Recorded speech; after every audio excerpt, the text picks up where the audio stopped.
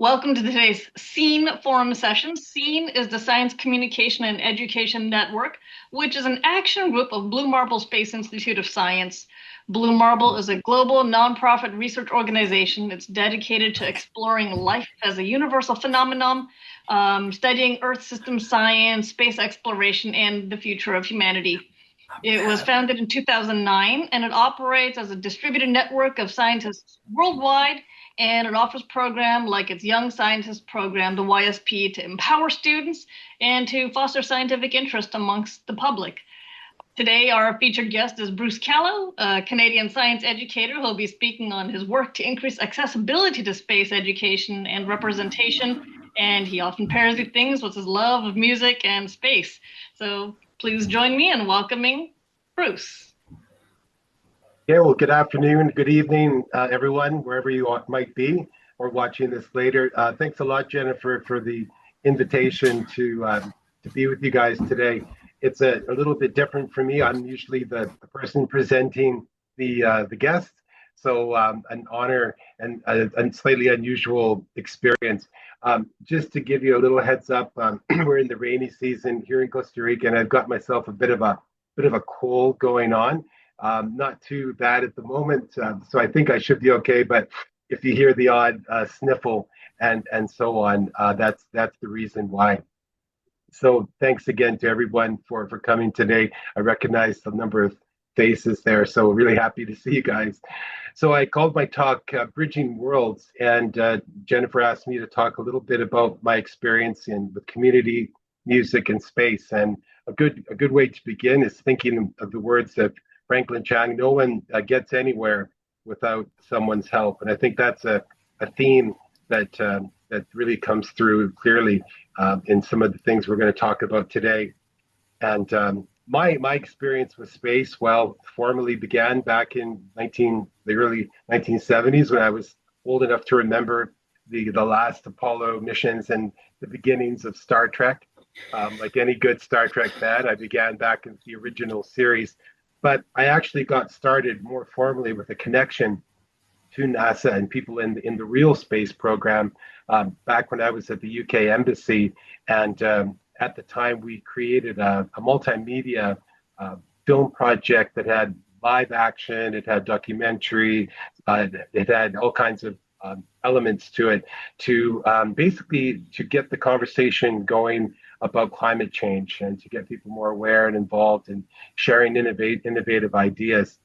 And we created quite a team, actually, at a small embassy in Costa Rica. The UK embassy partnered with people all over the world and created a bit of a sensation at the time.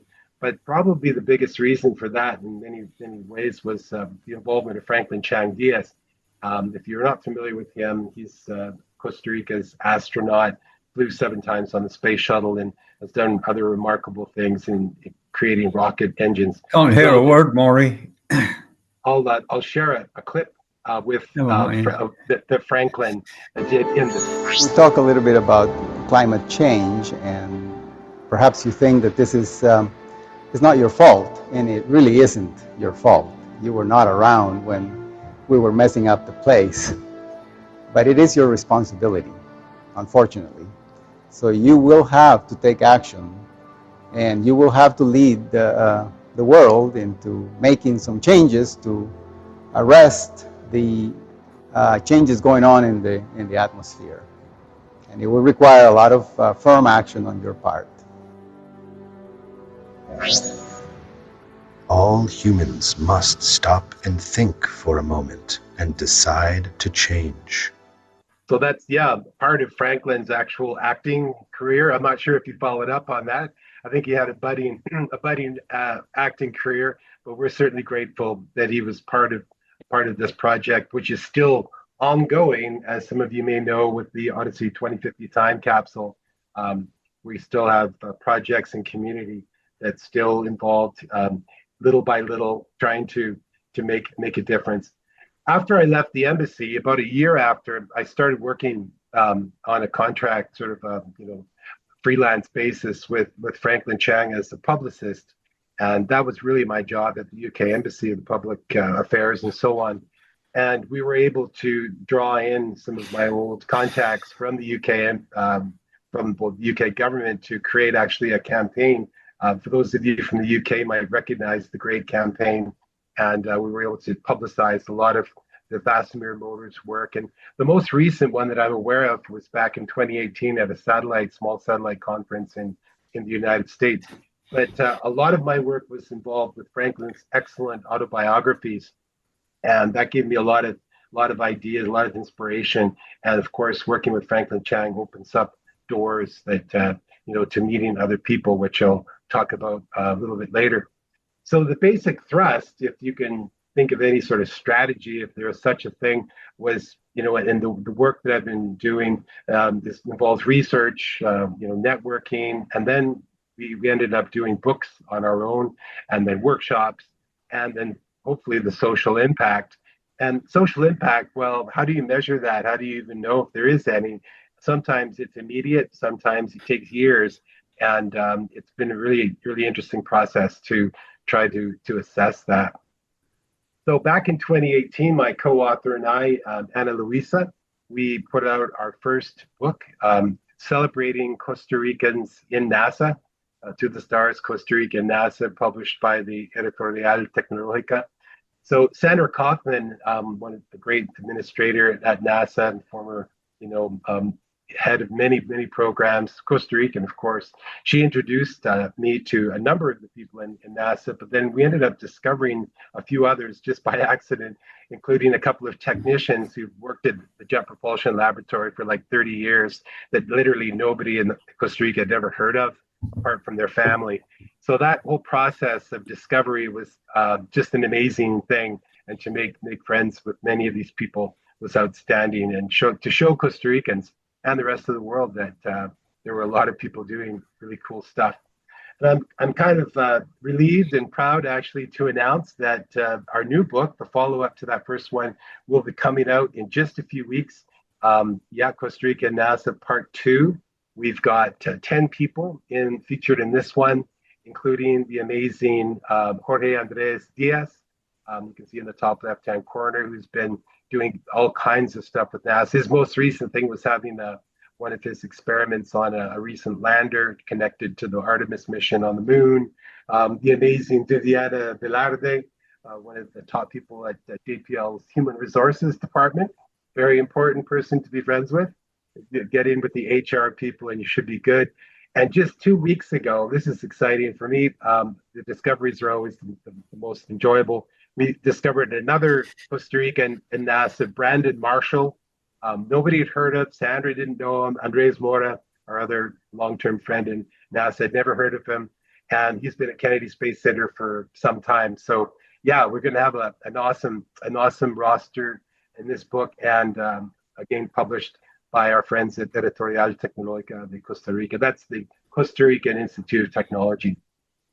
So in addition to our space work, we put out a book celebrating Costa Rican women in science and technology, and there are a lot of them. And we were able to sort of narrow it down to a few. Obviously, it's not the entire list, but you can't do it all in one volume, right? That's why you have to keep doing them. And in this picture, you can see Eugenia Vargas on the top, and that's Mary Claire Arrieta. Mary Claire is actually working and living in my hometown, Calgary, as a researcher at the Cummings School of Medicine, and absolutely fantastic to visit with them when I was up there a couple of years ago. And then our publisher decided to do coloring book versions of both our Costa Rican NASA and the Intrepids in science. So that was apparently one of their more successful books, I guess, in terms of just like turnover, and you always see them at the book fairs doing like really, really well with those. So very proud that they were like so interested that they kept, they came up with their own idea to do a coloring book. So after that, I teamed up with another young author, Kevin Sanchez Ramirez, and we put together a short book. It's basically a directory of Costa Rican space institutions, everything from university space clubs all the way up to the Ad Astra rocket company, just to put it all in one place and make it easier for people from outside Costa Rica to understand what was going on. During that time period, there were rumblings that there was going to be a Costa Rican space agency, but it's all bogged down in a legislative process. But we tried to help out, at least by putting that document together. And in the process, I made a very strange or unexpected discovery of this other space book that had been published over 20 years before, called Costa Rica from Space. But I'll get to that a little bit later.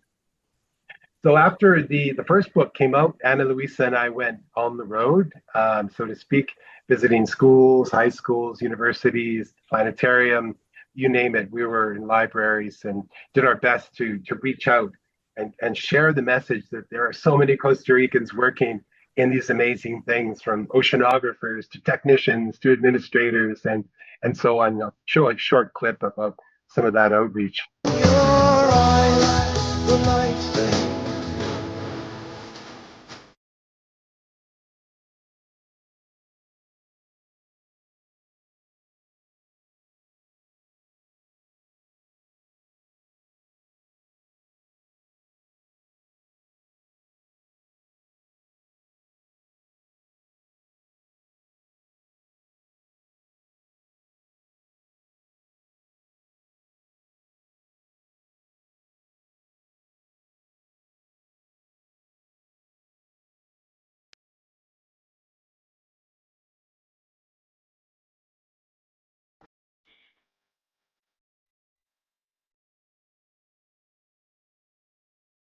So yeah, a quick snapshot of what some of those events look like, and the kids always, extremely motivated, having a great time. So luckily, we were able to find our way to have an audio conference with a Canadian astronaut who had visited Costa Rica a couple of years before, David Saint Jacques. So we teamed up with Tech Costa Rica and put together this event. It took a while to pull together, but I thought it was quite amazing to see all the different parts that's involved with actually having an audio conference with the station. And this is what some of it sounded like. I think it's great that there's so much interest from the private sector. I think that the technology is getting mature. I think there will always be a professional astronaut for the very, the most ambitious missions, but self-funded human spaceflight, I think it's... It was a lot of fun sorry, it slipped to the wrong slide. It was a lot of fun because it was all very scripted, and the audio was terrible, and our students, obviously English is not their first language. For a bunch of engineering students, and the audio would be like, and then David like, oh, that's a very good question. He just like jumps in. It was like I was the only one cracking up, but I thought the whole thing turned out so well, and we were so proud about it. So after that, we were networking beyond Costa Rica with space people, because it's Costa Rica is one country, but we're part of Central America, and Guatemala has a whole bunch of people and interesting things going on. So we ended up teaming up with Luis Sea, a space scientist who's been based up there in Colorado, the university up there, and doing multiple experiments on the space station. And he has his own space company now called Sierra Space. And he'd already done the research about all the Guatemalans involved in the space business. So sort of the hard part was done. And he saw that what we'd been doing. And we teamed up with him to celebrate with the Guatemalans in the space business. And they launched their first satellite that same year. So there was a lot of celebrating. And Luis did like such an outstanding job to like make sure everyone felt so included. And it was a great moment. So yeah, we were happy to tag along on that. So I mentioned before that strange discovery, a happy, strange discovery about that Costa Rica from Space book, right? It's like, okay, what's this book? We were contacting these universities and people, and then all of a sudden, I remembered some idea about this book. And it turned out, strangely enough, that once the book had come out, there'd been an administrative issue, and all the copies were hidden in a warehouse, basically hidden in a warehouse at the university for 20 years. And so the author, Bert Coleman, had informed me about this fact.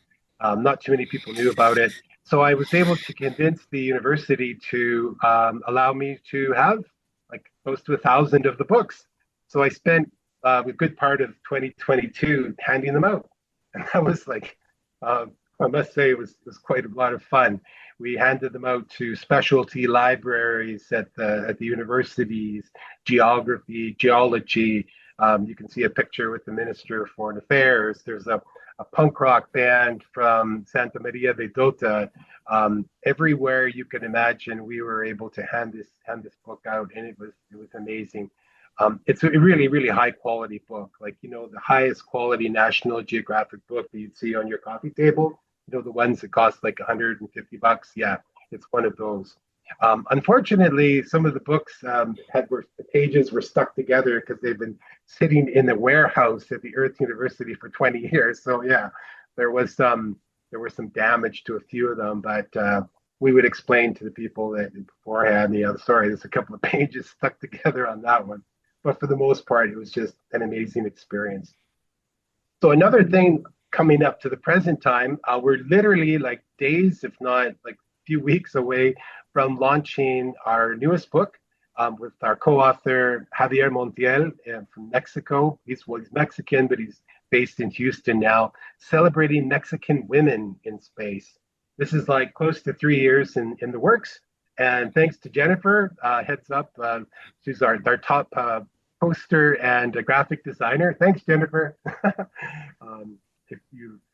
If you haven't met Jennifer, well, she's a great artist apart from all she does with education in space.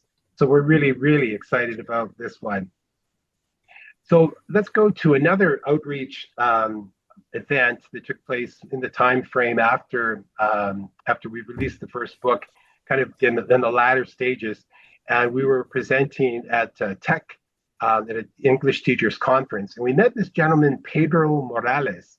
And he's an English teacher. He's from the Quebec Indigenous Territory, which is like a very, very remote part of Costa Rica. It's off the grid, basically. And it led to some interesting stuff. So I'll get back to Pedro a little bit later.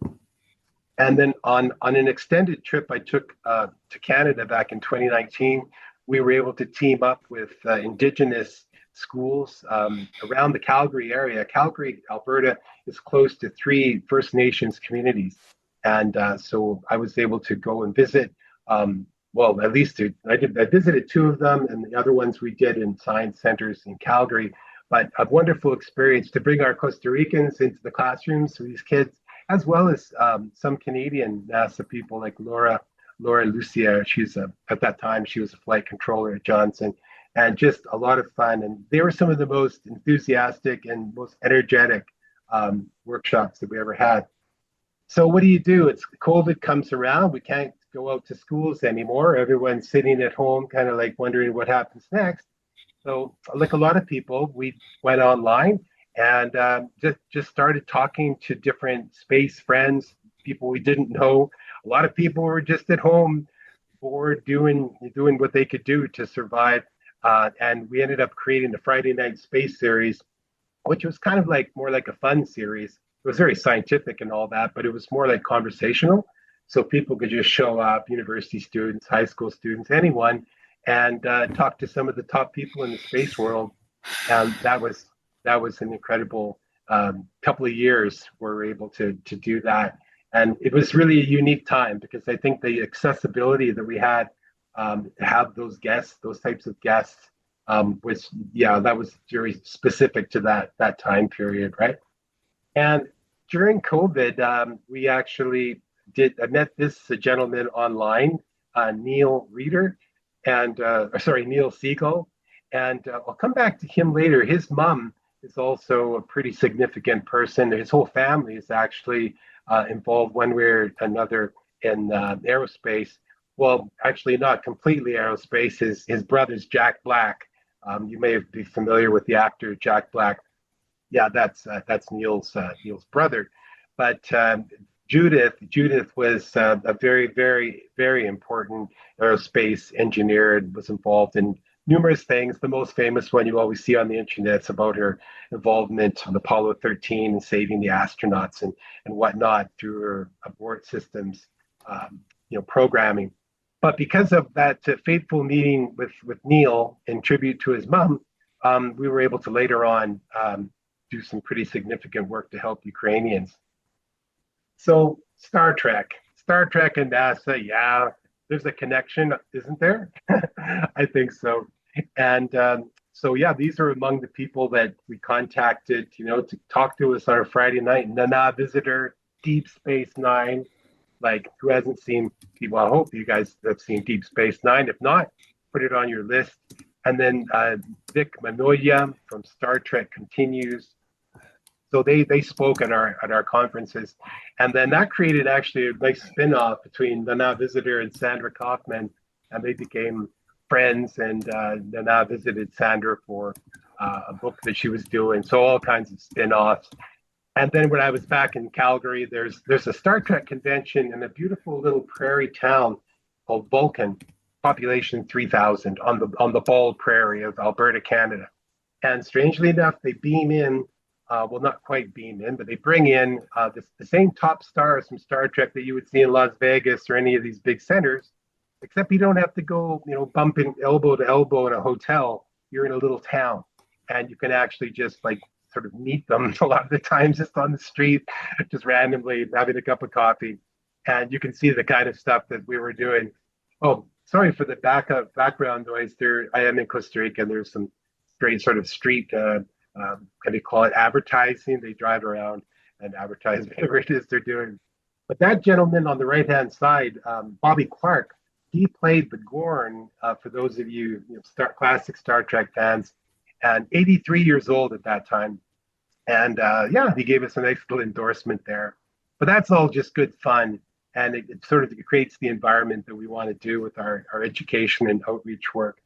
But getting back to something a little more significant, we were invited by Pedro years after that conference to come visit his school, and Ana Luisa went out there, and we created a campaign to get materials and so on and help them out and whatever we could.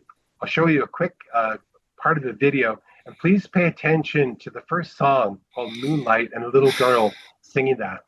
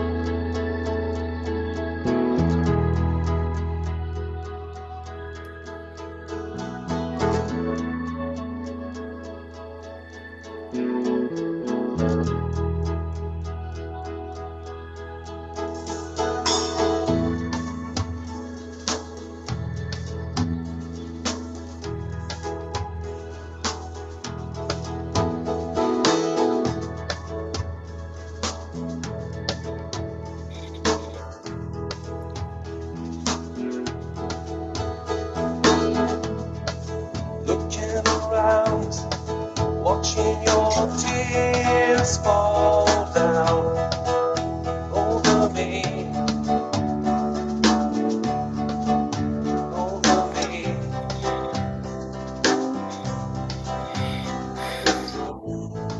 Looking around, thinking of what's gone wrong, and your tears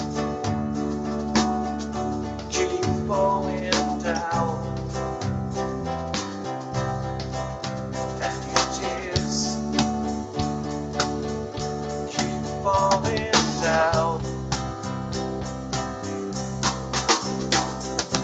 I look at you and I don't know what to do.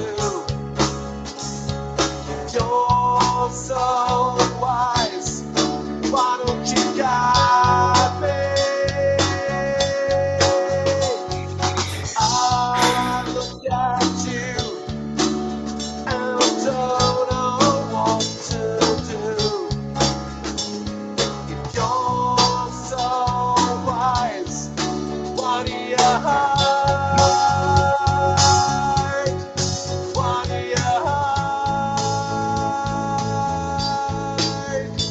Yeah, what a neat experience, and to actually be in that place, meeting the people in their own sort of their own terms.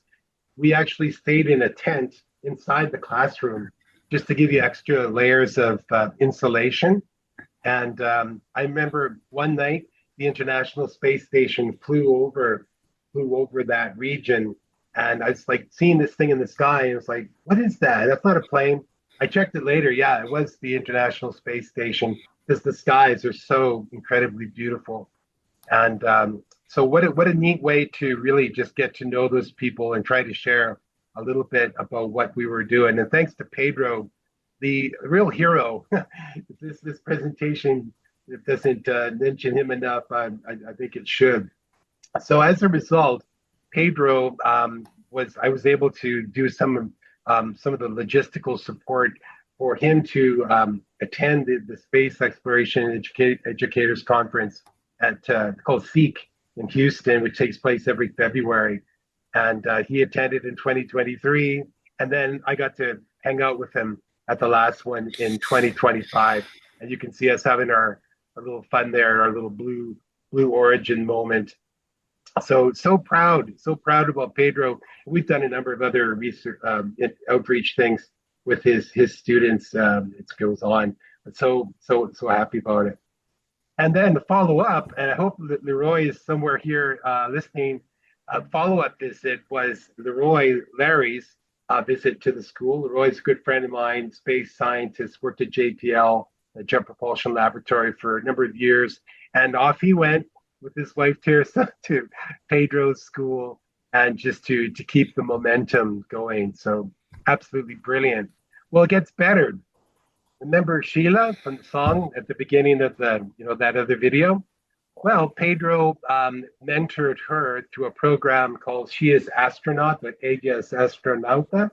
And with the support of her family and the community, she was able to apply and was accepted to this program, and went with a group of students for a whole week of basically they call it Space Center University or something at Space Center Houston. So fantastic. The beat goes on. And I work with a company or a school, online school called Create and Learn.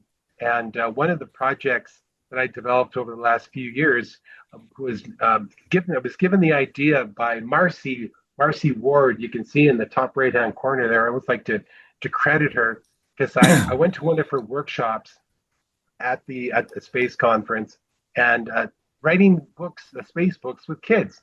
So I took a slightly different approach to it, and we've been putting out these books with young people. I have a template that they follow if they want to, about writing a story about an adventure to Mars, or it could be to Titan or Europa, and so on. And we were able to do this with a number of kids, including from Ukraine.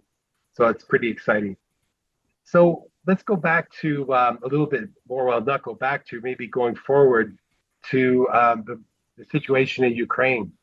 And when that kicked off in 2022, I decided, yeah, it might be a good idea to head over there to Warsaw for a month. And I did basically outreach work. Just I wanted to see for myself what was going on and do what I could, which involved doing space workshops in schools. I did music at train stations and different refugee centers. And thanks to Jennifer again for the cool poster, the tour poster. And I met a gentleman, a young Ukrainian Canadian, who was from Edmonton, who'd flown over there. His name was Roman, and you'll see how that connects to this.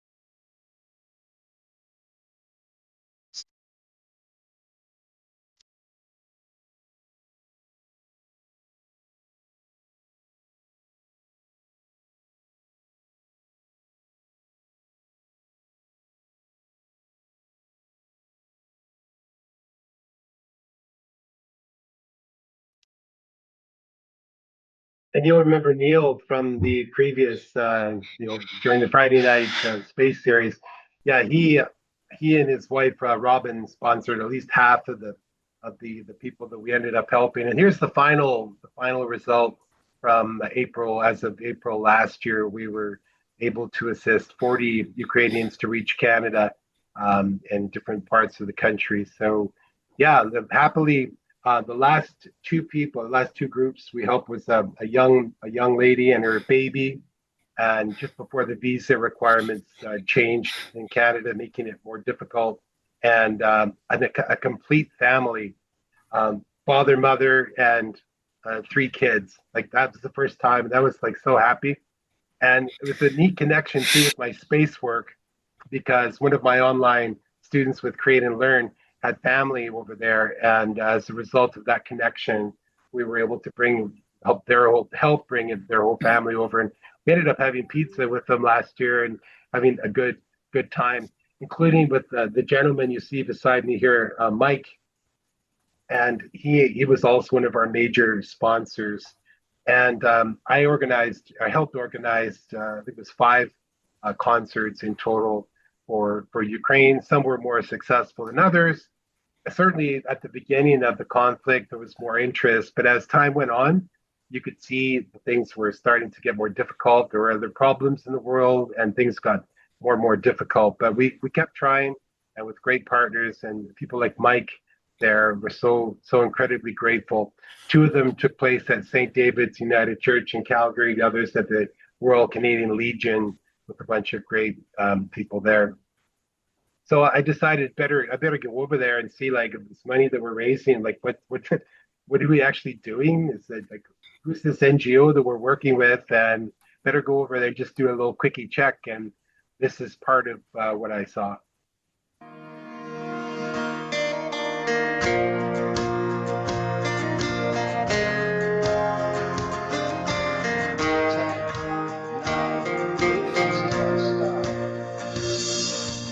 One day I travel far in time, took a long look back, but something happened to my mind and I kinda lost track. A king was crowned, but he got gunned down. He got shot in the back. I saw him in the sky and often wondered why he never came back. Oh, he doesn't want to be alone.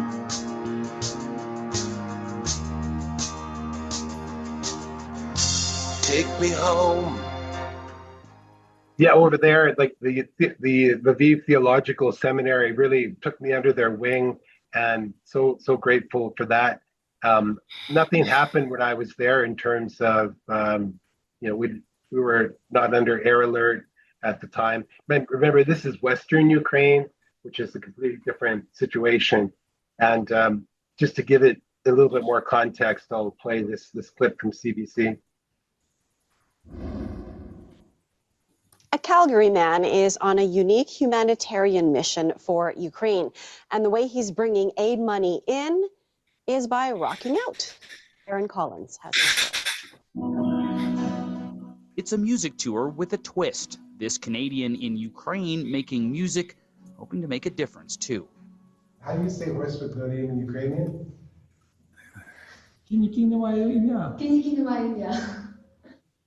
This school of rock is in a Lviv religious school.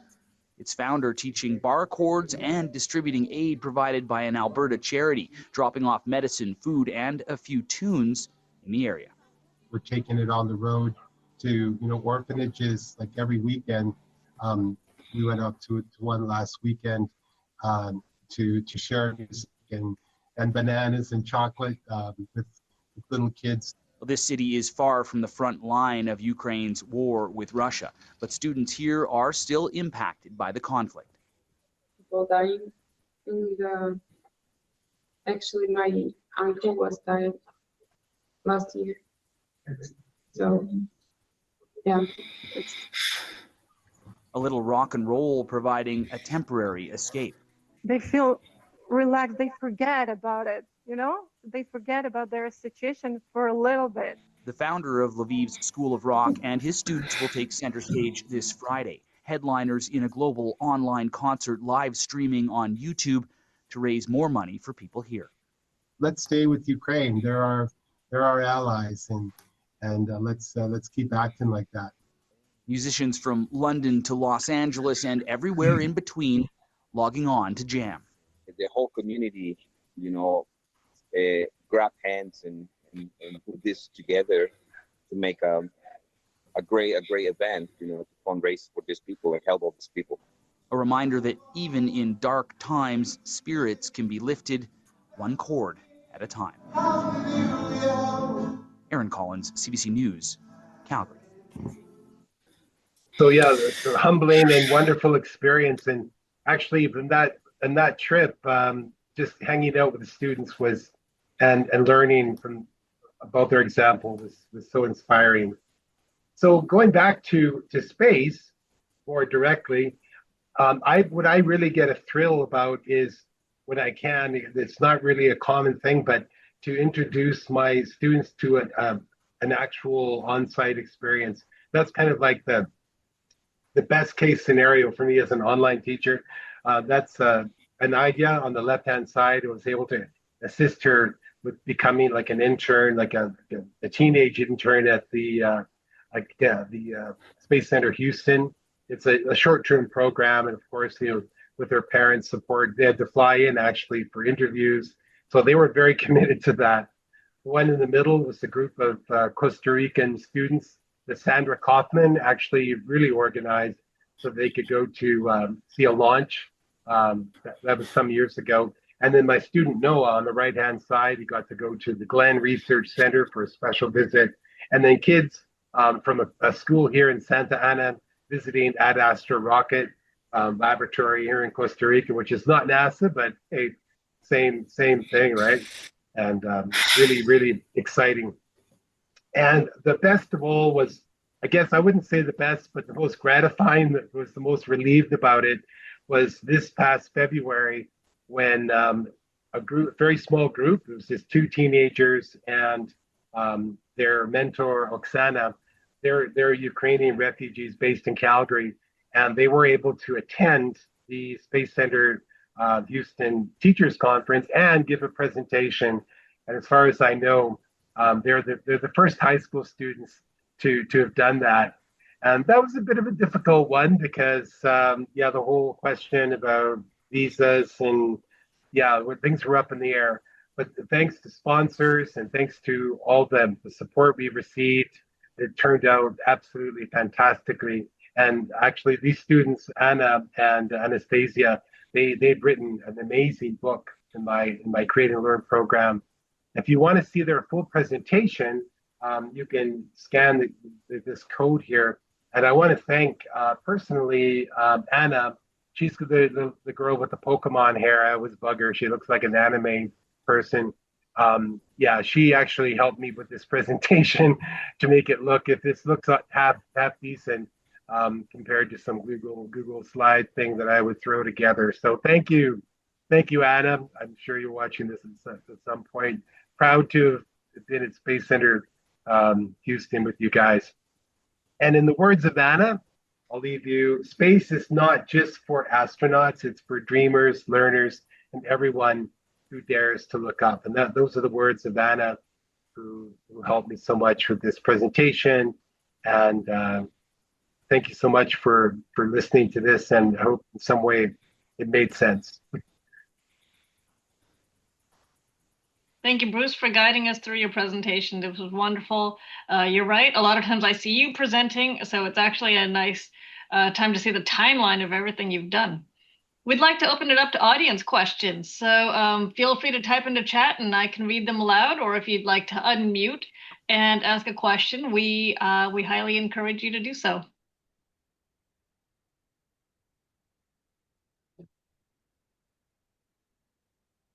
And I do have a question to start. So, Bruce, I'm just curious, what actually got you from Canada to Costa Rica in the first place? Yeah, originally it was University of Calgary Political Science Studies, and I'd been working, volunteering in Calgary with Central American refugees at the time. But the University of Calgary had a Central American or Latin American field trip every 2 years. So I jumped into that, and that's what brought me down here in 1988, which was my first time. Thank you. All right, I'm just checking questions in the chat. Yes, looking for more questions for Bruce.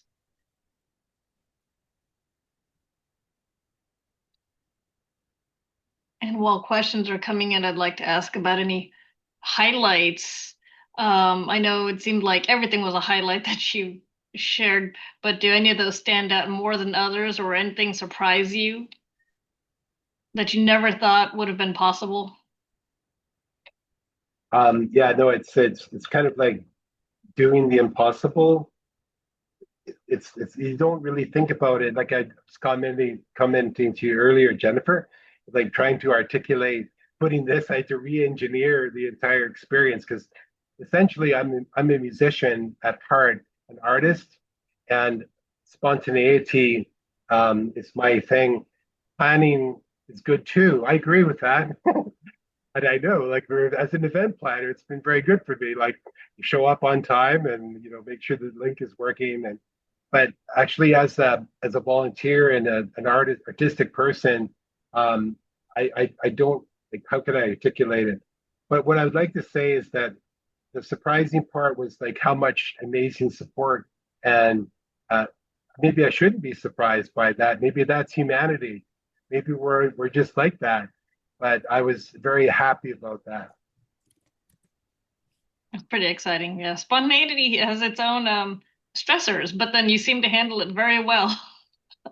I try to rein myself in.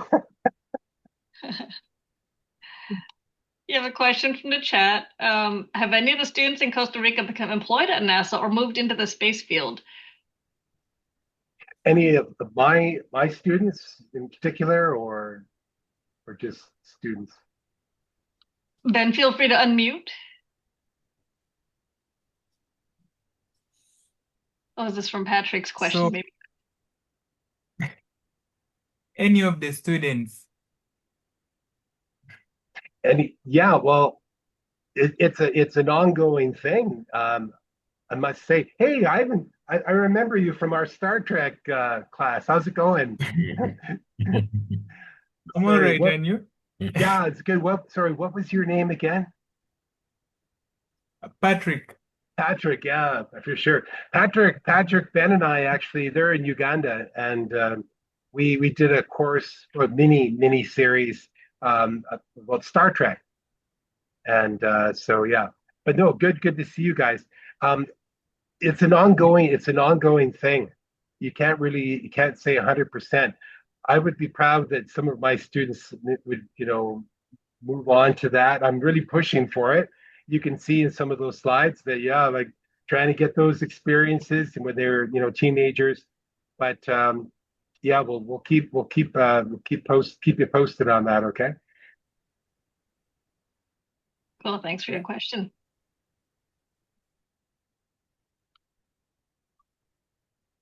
Any other audience questions? Would anyone like to unmute and ask a question?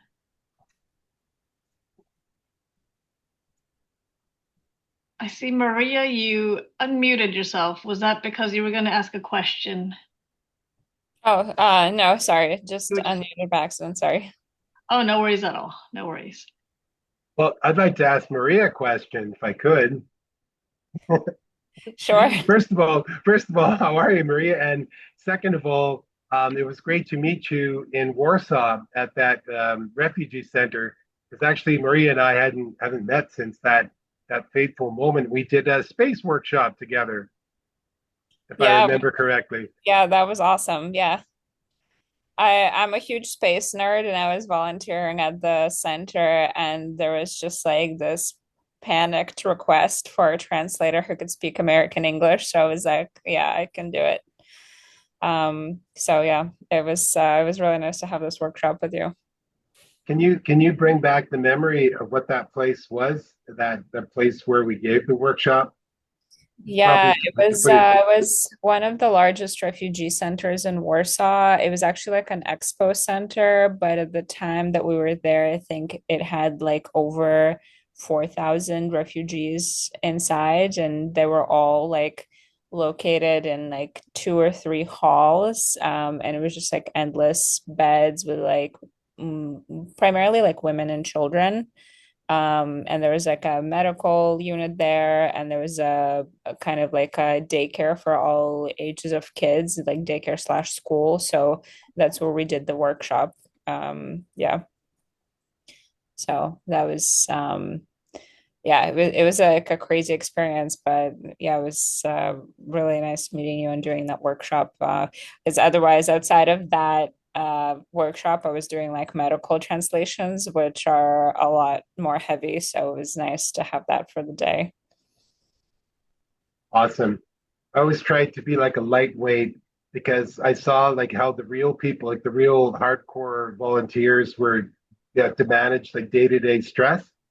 So my role, as I saw it at the time, was just to be there, kind of like to keep the other the serious volunteers motivated, so they didn't burn out. Yeah.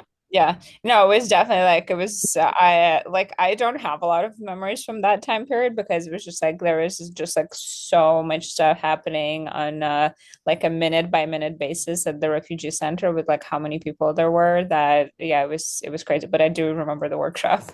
I still have actually the Artemis stickers that you gave me. So Yeah, you see, and those stickers, thanks to Sandra Kaufman, and I forgot to mention that detail that I had this big bag of NASA stickers and pins and everything that was supposed to go for a year, I guess, here in Costa Rica or whatever. But I said I'm going to Warsaw. I said to Sandra, "Do you mind if I just take it over there?" And she's like, "Yeah, go ahead." yeah. That's why you might wonder why there's so many people are refugees in Warsaw with NASA stuff, right? Yeah. Yeah, it was a really cool experience. I hope to go back not to Poland, but actually to Lviv. Not sure if you saw on my Facebook page, but I'll be running the Boston Marathon, so I'm like fundraising right now to send like humanitarian aid to Lviv. So hopefully I'll make another trip out of that. Fantastic, and good luck. Good luck with the fundraising on that. Yeah, thank you. Pleasure to see you again. Seriously, Same. after all this time. Yeah, hopefully we get to see each other in person sometime too. Hopefully during more peaceful times. For sure. Well, I see my space student in Adrian in Warsaw seems to be digging out a lot of like NASA stuff. Adrian, do you have any comments on that? I seem to have gotten a lot of stickers from Bruce. Wait. I got caught victim in the giving of sticker from Bruce. I thank you once again. Well, Adrian bugs me for being a hoarder. So like I guess you're only what 16 years old, so you're well on your way, my friend. Look at your background. I mean, look at mine. You're only 16. Okay. I give you time, okay? That's hilarious. And Bruce, as we approach the top of the hour, I actually wanted to, we talked a lot about the past and what you've done and some of your active work, but you've got an upcoming thing on the elderly for AI songwriting. I was curious if you could touch upon that just ever so slightly, just to help maybe close us out as the final topic maybe for today. Yeah, it's happy to mention about it. Like AI, it's like everyone's hearing about it, talking about it, worried about it, but and for rightly so. I'm a musician, so I was able to figure out kind of a way that maybe it could be a positive thing. Not, I know there's a lot of musicians that are against it because they're stealing their music and just regurgitating it and spitting it out and stuff like that. I get all of that. But for elderly people, it can be like a life-changing experience in these workshops that I give using the suno.com. And I've been doing workshops in Canada and Costa Rica and even in Japan. And the results were really inspiring just to take down stories. It's more of a storytelling exercise or story sharing exercise. And yeah, I'd like to try to do more of that in the future. Awesome. Well, thank you. And yeah, so I appreciate everyone who's been here. Thank you for participating with this Blue Marble Science Communication Education Network Forum. And we hope to see you at future forums. So thank you and hope you all had a wonderful time. Thank you so much. Thank you, Bruce. Thank you. Thank you so much. Thanks a lot for the invitation, Jennifer, and for everyone for coming today. It meant a lot. Thank you.